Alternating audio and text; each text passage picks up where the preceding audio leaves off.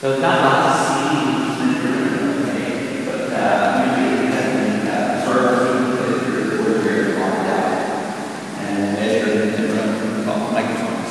And we measure the room empty, we get a reverb time. And then we put stuff in and get another reverb time. And basically subtract one from the other, it comes up with the answer, and then we convert that to a loss for the material. And then we divide that by the area of the material with the coefficient. Okay. So this room has a reverb time of around between 4 and 6 seconds. Outside there is no crippleness issue. As long as somebody can hear you, you can be understood. You get into, let's say, church or something, you can be as far away as 3 feet and you can't understand a word. And here, I can back out like this because I keep on talking. I am much less understandable reverberation. I'm basically asking. Okay. So we're well out of the distances. And then our sources are 2 dodecahedron speakers. So it's 12 drivers per speaker. Really? And they produce probably about 90-95 million a year, each one of them.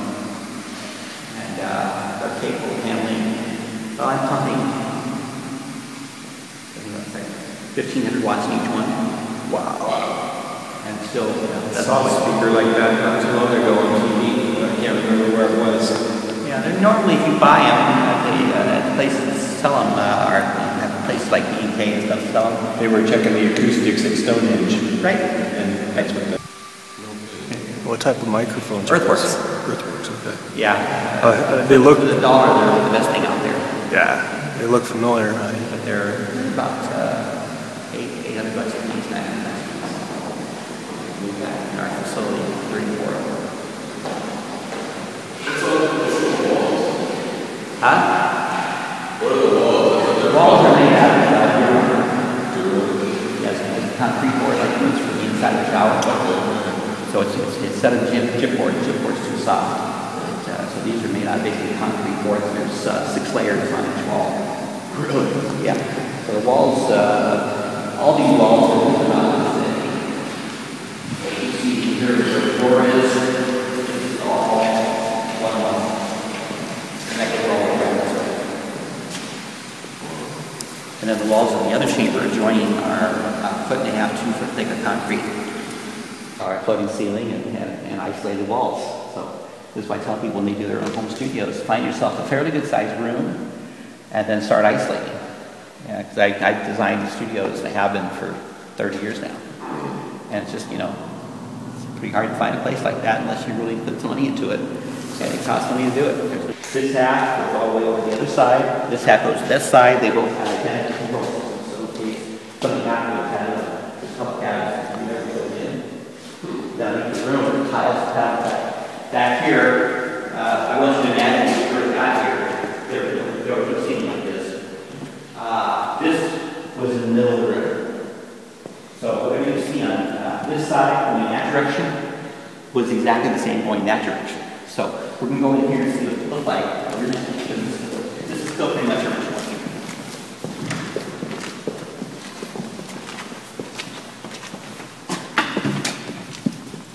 So this is how big that room was from the end of the thing here all the way down the other end.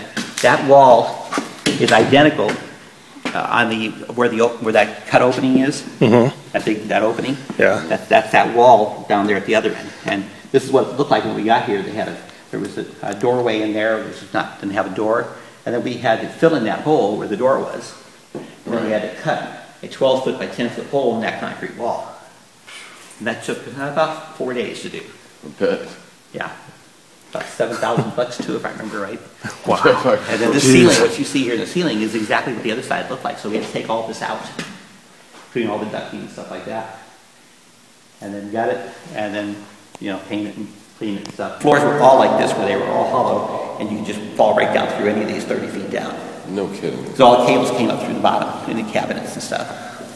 But this is what the reverb room that we are going into looked like just about 8 months ago. So we've done all this in the last 8 months. It's a lot of work. Yeah. We're here 12 hours a day, 6 days a week. And the knobs and stuff in here especially, and the switches, introduce a lot of noise to the systems. So we know what the gain has to be for each channel. In here they all are exactly the same. So we went through and took out all the potentiometers and replaced them with thin film 1% resistors, fixed resistors, so we have a fixed gain on this thing. And then we took all the switches out.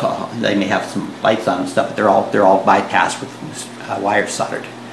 And by doing that, we reduced the drift in these things from about 1 dB per 3 hours, 4 hours, to a little over a quarter dB per 2 months. Wow. So, and then the other thing we did is we racked them real close together so that they get really hot. And you know, everybody says, you can't do that, you gotta have space between, let the air through it. What happens is you heat them up really hot, then the internal temperature becomes so hot that anything that happens out here doesn't affect it. So it becomes much more temperature stable and much more stable as far as what it does. Interesting. You know, this just has to do with, you know, people living and they basically believe all these myths about things. You know, tall tales, and that's the other way the other guys did it. Well, if they were wrong, everybody's gonna be wrong. Yeah. You know, but we do a lot of work where we do laboratory grade stuff, and this is what you do in a laboratory: is you put everything into a hot box and make it hotter than anything outside can happen, and therefore it's no effect. As far as it's concerned, it sees its constant temperature all the time, and it's quite happy. It runs. If you put your hand on it, it'll burn your hand. Does it reduce the lifespan of it though? No, electronics are designed to run up to 180 degrees Fahrenheit on a regular basis, as long as it's stable. It doesn't care. It doesn't like to change. It's the changing of temperatures that causes the destruction of them. Yeah, because when you change a solid-state device, you get cracking effect, you get the expansion and contracting and stuff, and it cracks all the trace functions inside. So it finally breaks up internally. You know, you put it up here. You know, you got to remember this stuff has been out in outer space for 20 years, 30 years. You know, and it's out there in basically absolute zero. It's quite happy, as long as it stays out there. If it comes back in at room temperature, it'll come apart in a million pieces. Yeah. And so in here we produce a sound, and it gets very loud in here. When this thing is running correctly and all the speakers are in place, this will produce about 150 dB in here. Wow. 150. It's loud. Give you an idea how loud that is. 132 would be if you're standing 6 foot from a jet engine of 747 revving at full takeoff with no earmuffs. You will bleed at the ears and lose your eardrums at about 135. Your lungs will collapse and you will lie down foaming at the mouth, dying at about 145. So this room will kill you. Yeah, you don't want to be in this room when it's running. It will hurt you.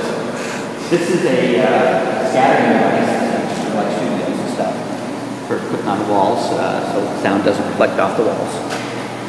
A company called Real Acoustics. This is one of their patented devices, like a QRD, only a lot more effective.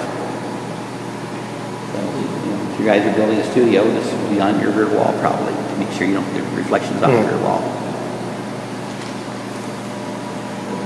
And then these things up here are redirectors, reflectors, but they're also absorbers.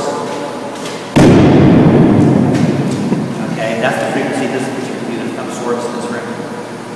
You know, you don't have to have fuzz to absorb diaphragmatic absorption works just as well. This is only 16-inch thick. Wow. It's a hollow? It's hollow and filled with fiberglass inside. Okay. Just to spread it out and keep it from resonating. Just like a drum head. Yeah. All the materials are designed 16-inch and 8-inch length. 3-way, 4-way absorber here. Same way as large ones up here. Some of these are half-inch, some are quarter-inch, some are 5/8 inch. There's all kinds of different types of absorbers here. We're trying to absorb a lot of things in this room.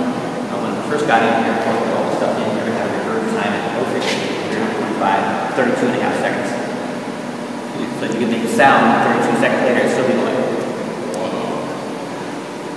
Now it's right around about 4.5 seconds right now. We'll be taking some of this off in the next couple days because it's got a little too much absorption now. You know, you have to start somewhere, basically. Starting point is 10% of the surface area.